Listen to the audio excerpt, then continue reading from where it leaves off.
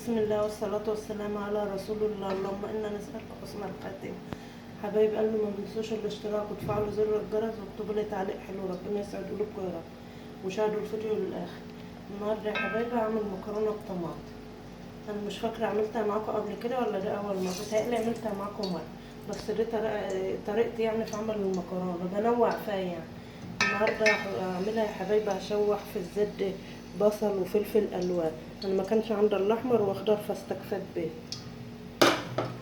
وكان عندي يا حبايبي 3 حتات لحمه، واحنا زي ما قلت لكم 7 افراد، فمش عارفه اعمل فيهم ايه، فقطعتهم واحطهم بردك في المكرونه. واعمل يا حبايبي 4 اكياس مكرونه. والبهارات بتاعتي فلفل كمون وبابريكا. والطماطم دي يا حبايبي انا عصره فيها 7 فصوص طماطم كبار. ونستنى بس لما الزيت يسخن وهنضيف البصلة والفلفل. بسم الله.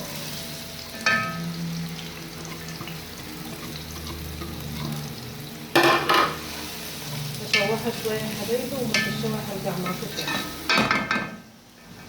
شوحنا يا حبايبي البصلة شوية لما خدت، انا ما بحمرهاش يا حبايبي، ونحط عليها بقى 3 قطع لحمة اللي عندي. لو عندك لحمة مفرومة حطها بقى، دول كانوا فايدين عندي مطبوخين فحطيتها.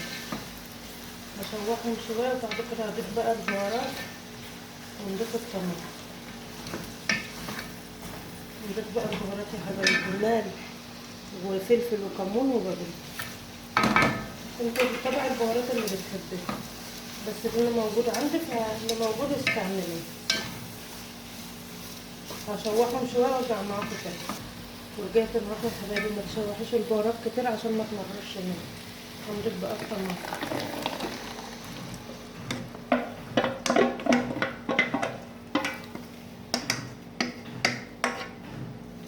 هنسيبها بقى يا حبايبي لما تتسبك، وما اضيف المكرونه ارجع معاكم تاني.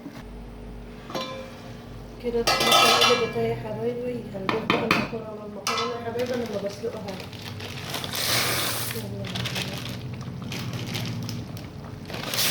انا عامله حته كده اسهل يا حبايبي، عامله 4 اكياس لان ولادي بيحبوها. زي ما قلت لكم انا بسلقها، شوف تطلع معايا حلو.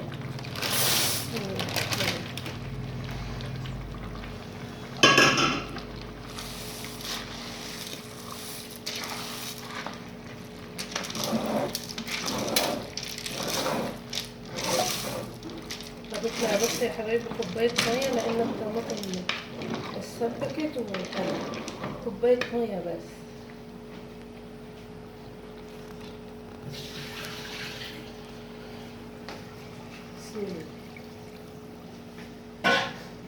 لو عندك شوربه تفيلها شوربه، ما عندكش شوربه عادي بتحط الميه وبتطلع حلوه.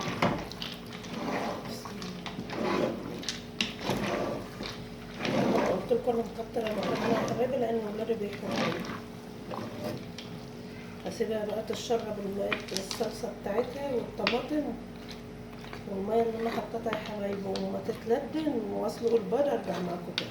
رجعت معاكم يا حبايبي، كده المكرونه خلصت اهي، وفلفله زي ما انتم شايفين، وعملت جنبها بيض يا حبايبي. مش ضروري يعني كل يوم لحمه وفراخ.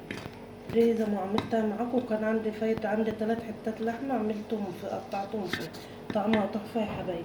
ما تنسوش الاشتراك وتفعلوا زر الجرس واكتبوا لي تعليق حلو، ربنا يسعد قلوبكم يا رب، وشاهدوا الفيديو للاخر. والسلام عليكم ورحمه الله وبركاته.